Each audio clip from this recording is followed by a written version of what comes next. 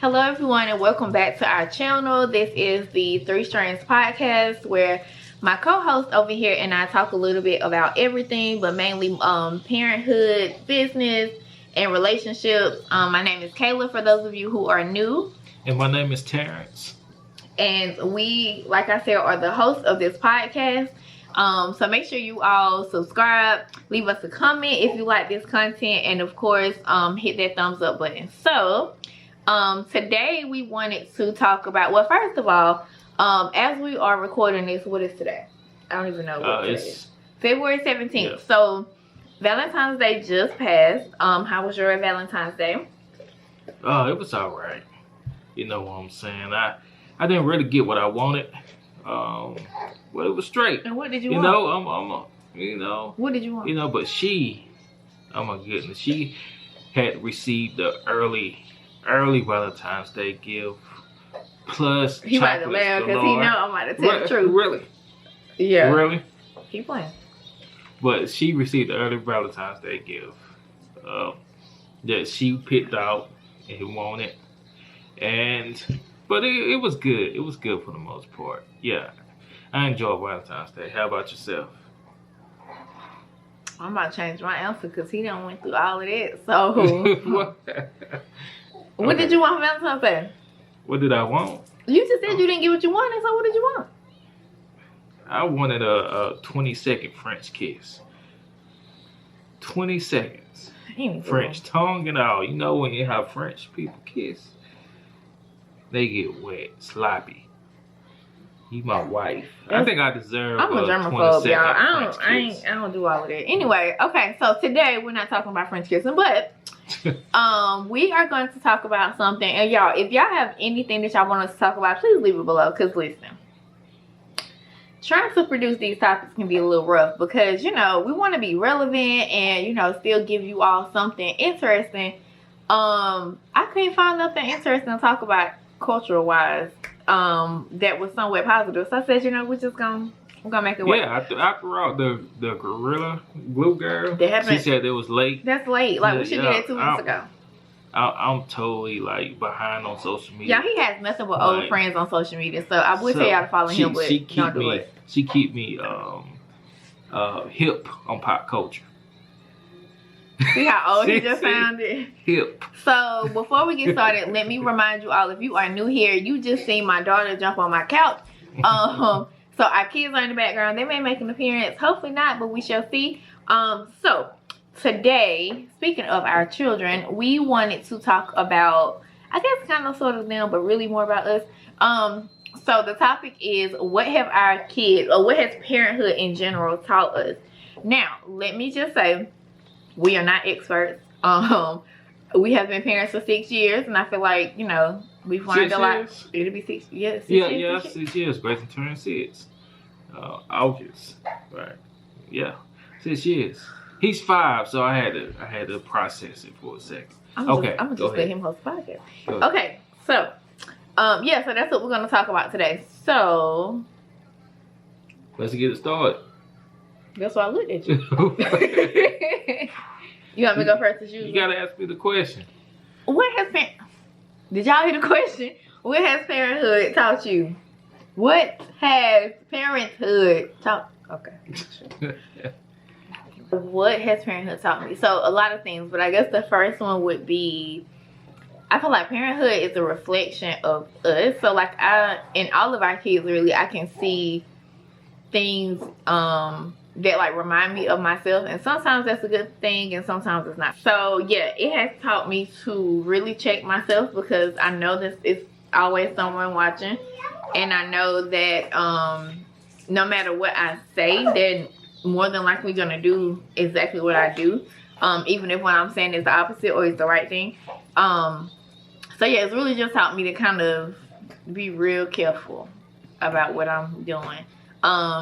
Even body language and all of that stuff, because it can be just the simplest thing. Like Jackson, he's only 2 months old, but it's funny how I get all the time that I was scared to come talk to you or say something to you because I'm if you've ever seen me out in person, I'm not just like I'm not just walking around smiling 24/7.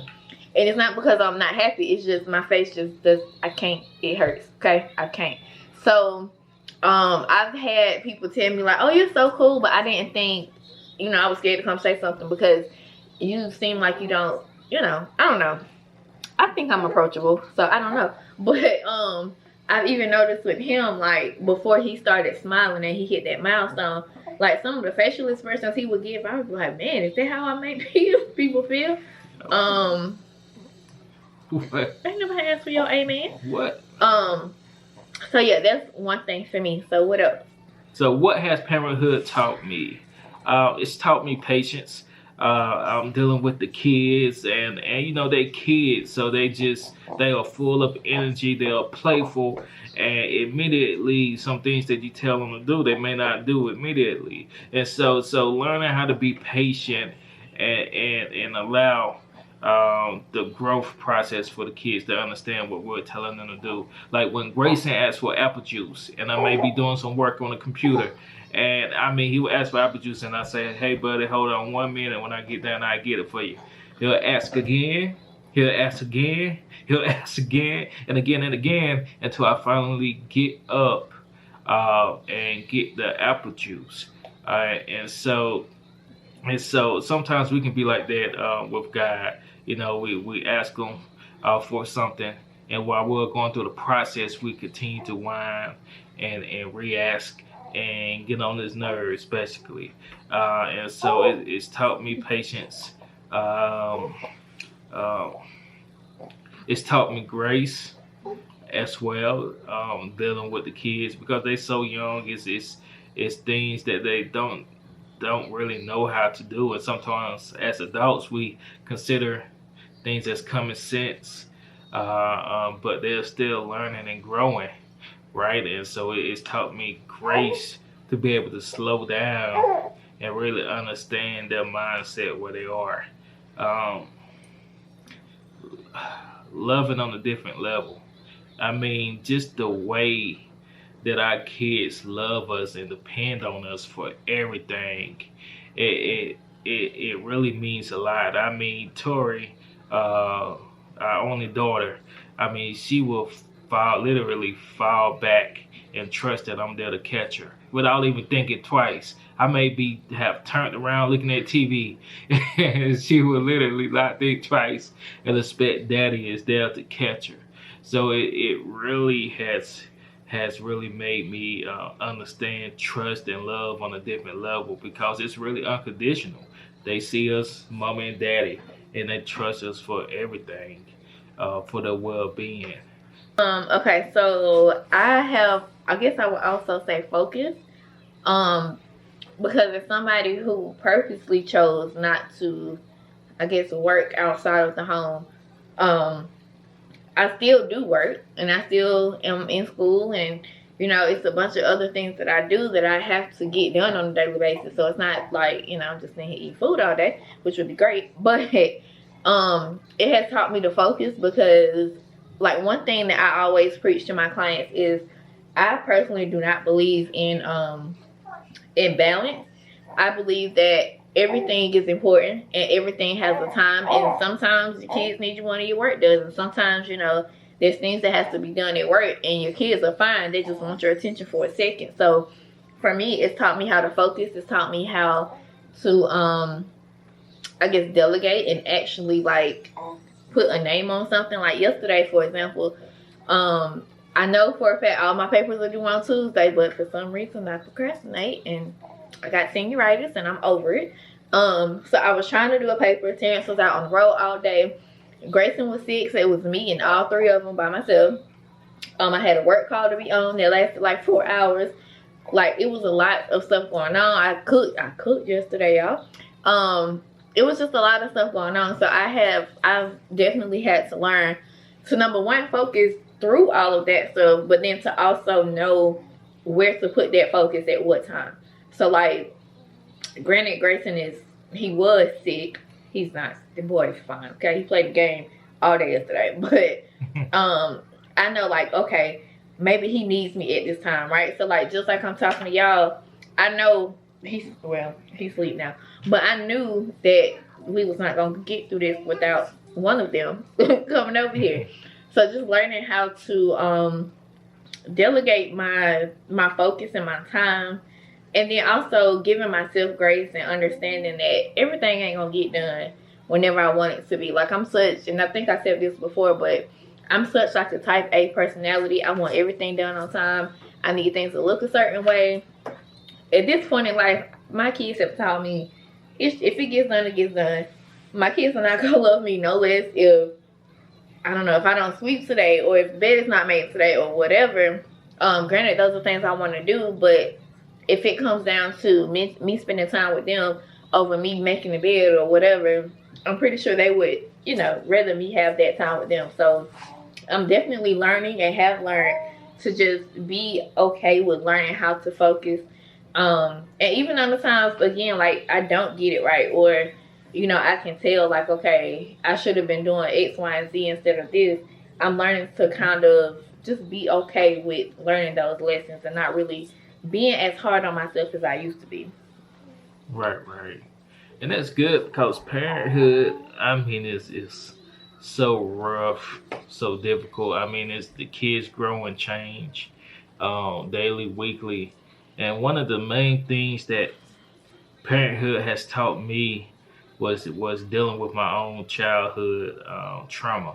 Mm-hmm. And because the way I was raised and some things that I experienced, I try my hardest to keep my kids from experiencing those things, right?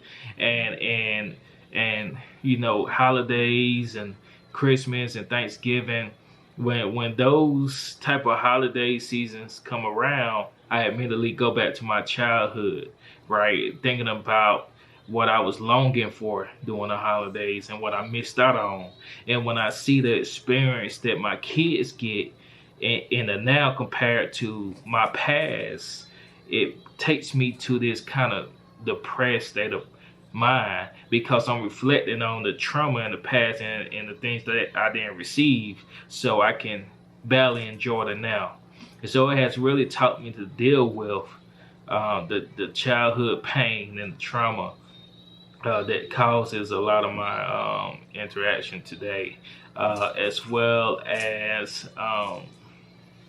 the way, how can I put it? I'm trying to see. Okay, I'll let you jump in. That was a good place for me to stop. Well, I guess piggybacking off of that, like it was important. I guess even before having kids, one of the things that I kind of vowed to myself was that some of the things I felt growing up. Now, mind you, I'm not gonna say I had the worst childhood. I mean, I can definitely remember times it wasn't so great, but like for the most part, I had a very loving childhood. I was spoiled rotten, so I got whatever I wanted. She was by multiple people. Still to this day. Multiple. How you gonna be 30 and getting spoiled? I'm not 30. Yes, you close to it. Get your life. I'm not 30. She is close to it, y'all. I got me an old lady, a cougar. But you older than me, so how that work? You don't supposed to let the people. Oh my god. You told him in the last podcast. Y'all should be offended that he think y'all that crazy. Anywho, so yeah, so my childhood was not horrible, but there are some things that I knew for a fact going into it I did not want my children to have to experience. So like, not that there's anything wrong with not having, you know, all your kids by one person, but I knew for me that's what I wanted. I did not want that whole stepchild dynamic. I didn't want, like, it was some stuff that I went through with my stepsisters that I didn't want my kids to have to go through. Then feeling like just the idea of being the stepchild, I did not want that for my kids. Also, I was very intentional about, honestly, I was a little scared to have a girl because, first of all, I've always wanted a boy. But I was a little nervous about having a girl just because of the relationship that me and my mom had during a certain period of time. So I think for me, I go overboard for Tori. And I'm starting to notice now, like, while that's a good thing, I also have to remember, like, I don't want to create another issue for my boys, especially Grayson, like our oldest son. Because he's at an age now where, like, or not even now, but before, where he sees everything. So like, if you know anything about my daughter, she is attached to me. Like, everywhere I go, she goes. And I'm noticing now that he's starting to be a little bit more clingy to me, or like he'll just randomly come in front of me and start dancing and random, just doing random stuff to try to get my attention. Yeah, he want mom's attention. So in those moments, I'm having to remind myself, like, okay, this is what he wants, this is what he needs now from me. So also being careful not to, I guess, over fix a situation that happened in my childhood so much that I cause another issue for another child, basically. But as far as like fixing things in my childhood, other than, I wanted all my kids to be, because technically I'm an only child. I love saying this out loud, I swear I do. Technically I'm an only child because my mom and my daddy only had me. Granted, I have a bunch of sisters and brothers. And that's another thing I wanted my kids to be so close. Like, I don't have that. Me and my little sister are now getting closer the older that we're getting. But like my older sisters and brothers, no, not at all. And a lot of us live like literally 5-10 minutes away from each other, but that's just how it's always been. I think we're at an age now where we can fix it, but I think we're so used to us all being in our own lane, and it's just like, okay, whatever. So one of the things I really, really wanted for my kids was to make sure that they're all together. Now, granted, they can also be a little aggravating, so that has taught me a lot of patience, like you said, because, whew, oh yeah. It's funny that, like, when Grayson is at school, so it's like, is it time to go get Grayson? Can we go get Grayson? And then as soon as we do, they're arguing. It's like, what's going on? So I guess they're making up for lost times. I don't know. Your head just popped up, buddy. Okay. He's asleep, but the head just popped right on up. Okay. So I guess making sure that I don't allow my childhood to kind of not really 100% dictate how I treat my kids or how I raise my kids. Because again, I had a pretty good childhood, but there are certain things that I knew like I wanted to be different. So now it's just a matter of making sure that I'm not trying to overcompensate for something that wasn't my fault in the first place. So another thing parenthood has taught me is emotional intelligence. Like Kayla just mentioned it, the kids can be so aggravating, they can get on your last nerve, but knowing how to deal with them, discipline them according to their personalities, right? Because our kids have totally different personalities. Grayson, our oldest, is more emotional and sensitive. And so you have to be really careful not to yell, and you have to say things in a specific way so he can get and understand, because he does not respond well to yelling or whoopings. He does not. That's just not the kid that he is. But if he knows that he has disappointed you, and you talk to him calmly about it, he corrects himself, because he don't want to disappoint anyone. And that's how Grayson is. Tori, I mean, she is a diva, outgoing, and sometimes you just have to give her, the ride. You just gotta do a slight whooping. That her mama whoop her. Like I can't stand with my baby girl. It hurts my heart, because that's my baby. That's my daughter. That's my girl. And so she can literally sometimes, I think, just get away with things with me. Yeah. All of them. Just get away with things. All of them. Okay. Because she can get in trouble, then she runs to me, Daddy, pick me up. And I'll be like, oh man, oh my goodness. This melts my heart. And so emotional intelligence, learning to deal with our children in different ways, even if they push our last nerves. Being detailed when it comes to specific things that they may want to need is another thing, and applying it to everyday life. And so again, our kids are different. They have different needs. and being able to look at different people that we encounter in life and learning how to cater our interactions with those people. Because the same way I speak to X and they understand, why I may become offended if I speak to them in the same manner. And so learning how to articulate things in a way that people can understand, run with, and feel good about, so they can be more productive with whatever you are saying or telling them. And so that's one big thing that I learned from parenthood, just from our munchkins. 3 beautiful kids. I mean, they really are our hearts. And so, yeah, what about you, Kay? I guess really. Y'all see it? Nuh-uh, they're not sponsoring us for That's just good coffee. I guess piggybacking off of that again, they have really taught me a lot, not only about myself, but about how to interact with other people. So like in the field of work that I'm in, well, I guess both of us really having to deal with a bunch of different personalities with our clients and employees and all of that stuff. I'm learning that what may be common sense to me is not common sense to everybody else. So like the way I explain stuff to Tori is very advanced for her age, so I can say something to Tori and she gets it. To whereas if I say something to Grayson, or if I'm talking to whoever, I may have to say it a totally different way for them to get the exact same concept.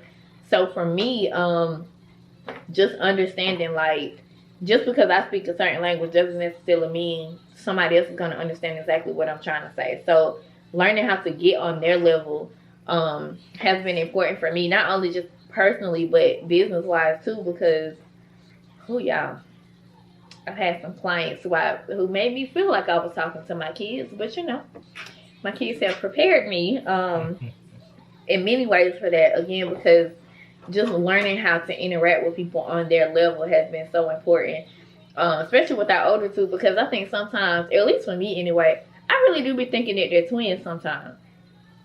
Like, you know what I mean? Like, they're so close together in age, and they're so, like, attached to each other all the time, that sometimes you be thinking, like, okay, they're on the same level. Like, it's Grayson and Tori.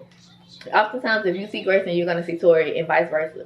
So sometimes it's hard to separate them, just mentally for me. It is, like, if you think about it, when you see one, you see another one. You'll see the other one. Can I say something? Yeah. Because that made me reflect on, because we are still trying to get Tori fully potty trained.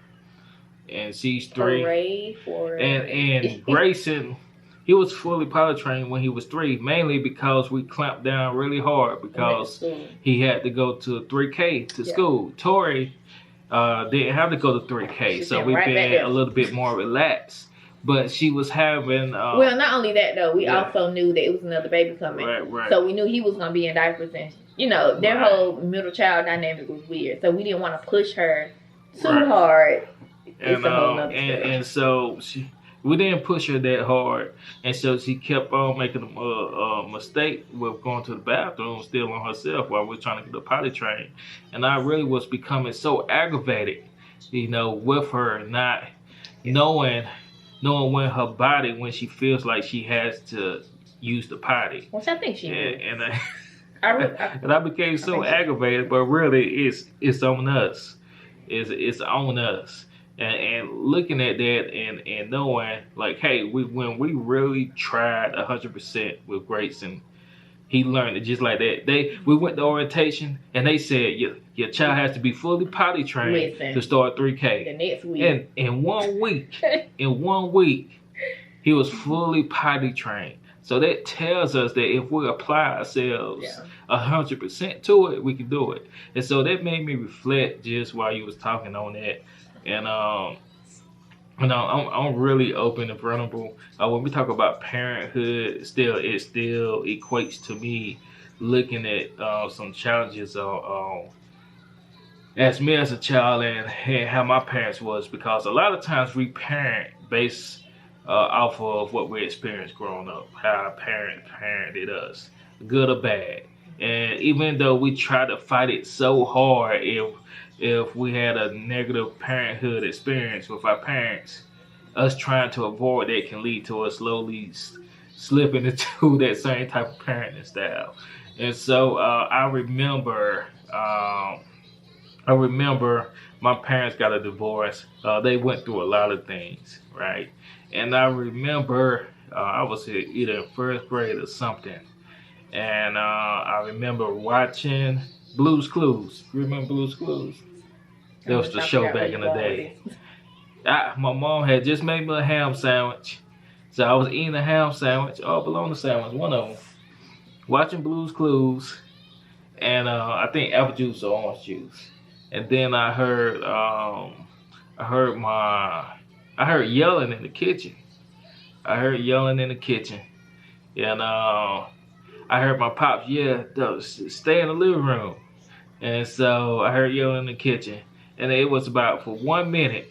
And so I was curious, so I had got up to see what it was, and I opened up the doorway to go to the kitchen, and I see something that still scars me today.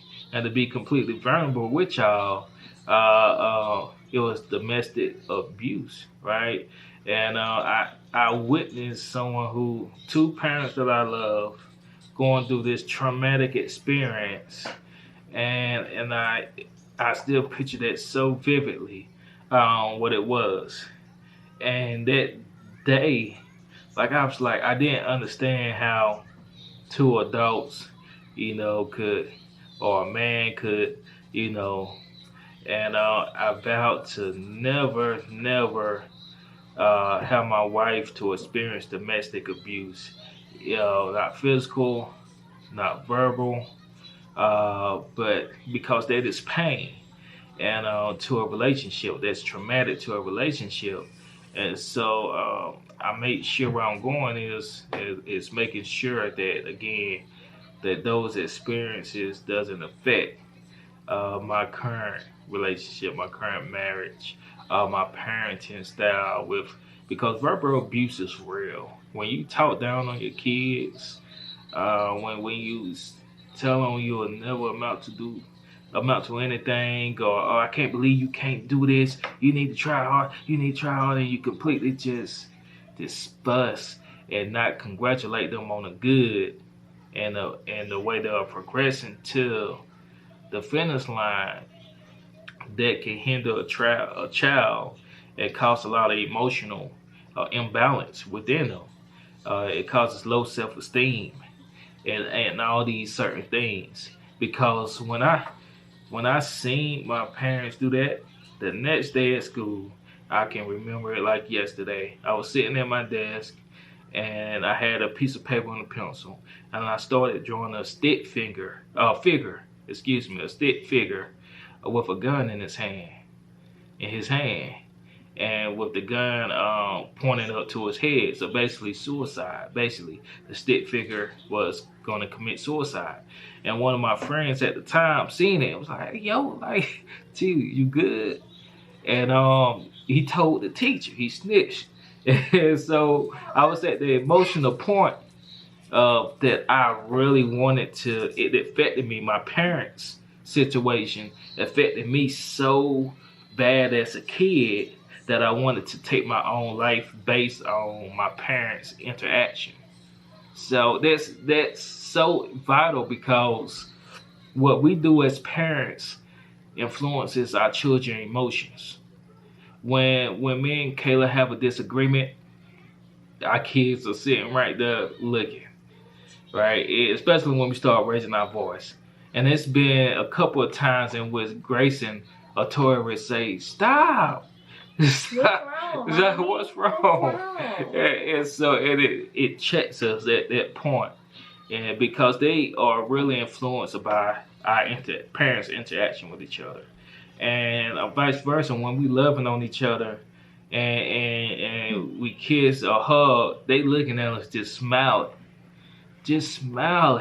So we got to be really cautious of our day-to-day interactions with each other around our kids, right? And this just reflecting back. And just to end that story, the guidance counselor scheduled, it was, you remember Miss Bell? She was the guidance counselor at Cleveland Elementary. And so she scheduled a meeting with the parents. No, so, Miss Belton. Miss Belton, yeah, Miss Belton. You know, you was like, That's what I was like, no, she scheduled a parent meeting. And so my mom and dad both came. And as she was going through it, and she showed them the image that I drew, my pops broke down crying. He was the one who broke down crying. And my mom was sitting there looking tough. And so in that moment, I was like, man, like Mom, do she really care about me? My pops, this man, this strong man with this loud voice and this ego, he's the one bawling, crying. But my sweet mom, she's standing looking tough.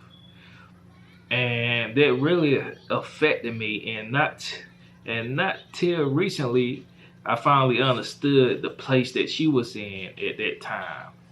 And it took me to become an adult to understand why she was acting like that as my parent when I was young, and because she dealt with a lot of things in her childhood in the trauma. So parenthood has taught me to check myself, to really zone into what's lying dormant inside, what type of pain, what type of trauma, and to deal with it, to heal it, because it can trigger certain interactions that can be harmful to parenting or marriage. And so just dealing with yourself internally. So I know that was long, but I hope that y'all was able to grasp the story and the meaning behind it. It's funny because, like, Tori is 3, and the other day we were sitting there and she was playing, and she was like, "Mommy, I'm going to a party," and I was like, "Okay, whatever." And she was, doing her makeup and stuff, put a little dress on, and she went to her party, and she came back and she said, "Mommy, I'm getting married." I'm like, "What?" Yeah, I was like, "What? Who you getting married to?"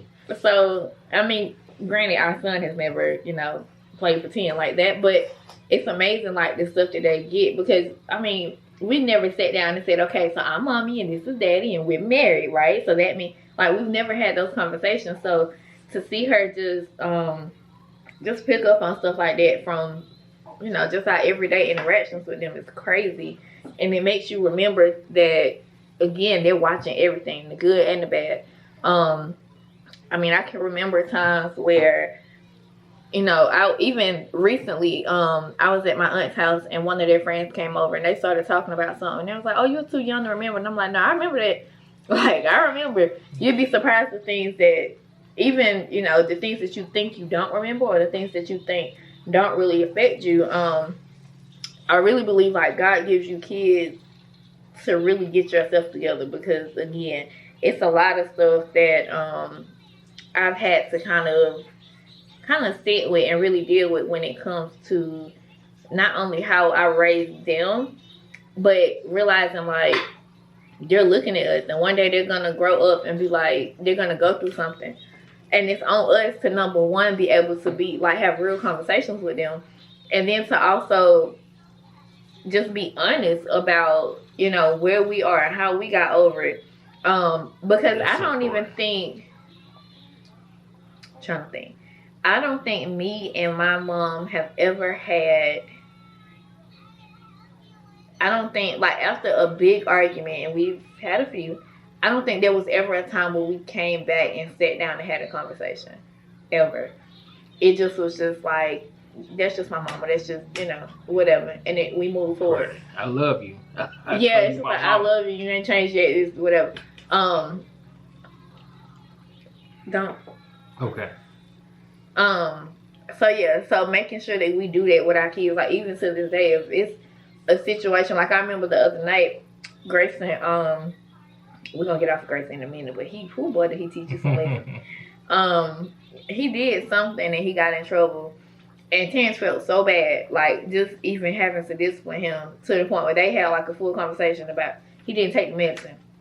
He had a whole spaz about not wanting to take medicine. And like they had a full 30-minute conversation about why you should take medicine. And in the moment, I'm like, it's bedtime. Like, can we just go to bed and get over it? But thinking about it, it's like, okay, I understand. And it's also important, like, for whoever you have kids with, for you to know their story too, because a part of it is going to be in your child, whether you believe it or not. Like, we never sat and had a conversation of, okay, so what illnesses are in your family, or what, you know, situations do you have in your family, or what issues have your family had to go through, because you would be surprised the things that come up once you have kids.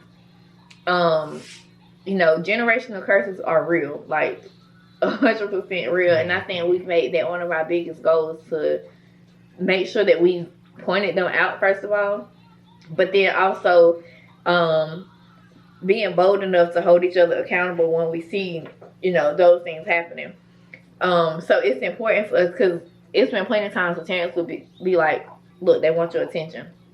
And I'm focused on something totally different, because I feel like, you know, my attention needs to be elsewhere.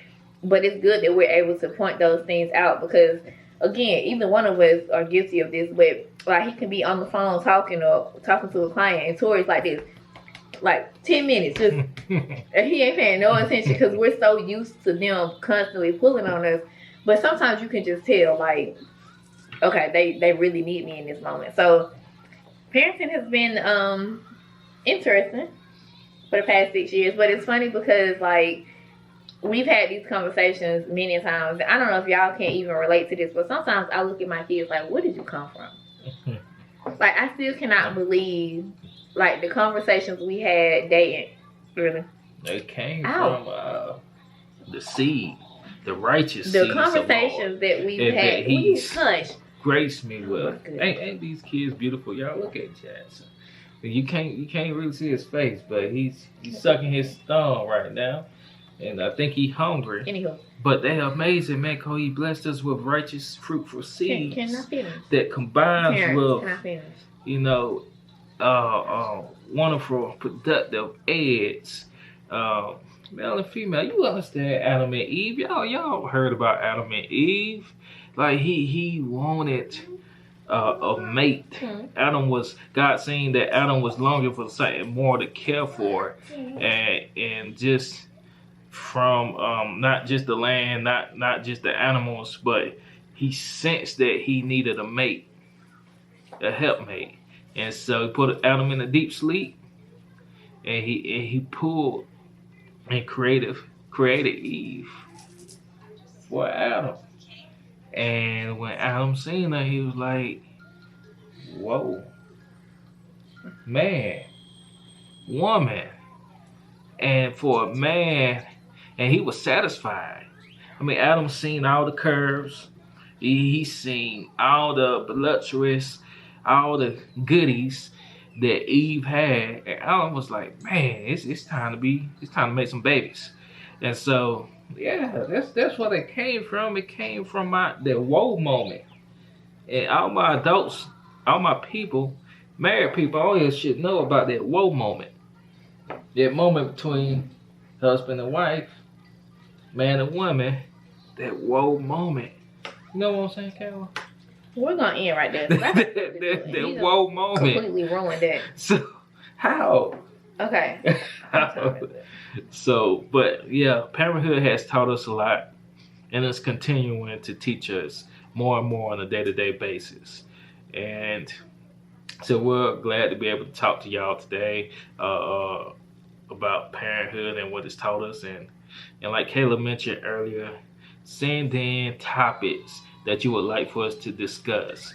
It could be about social movements. It can be about business, marriage, relationships, dating, anything that you are interested in hearing us talk about. Make sure you like, make sure you subscribe, and tune in for more content to come in the future. Again, this is the Three Strands podcast. This is my beautiful wife, Kayla. I'm Terrence, the co-host. Make sure you go follow us on social media at Three Strands on Facebook, 3 Strands Podcast. It'll all be below. It's all below. It's all below. Make sure you click like and subscribe. Anything to say, baby? Nope, that's it. So we will see you all next week. Again, thank you all for tuning in. All of that stuff you said, make sure you go do that. All of our information is below.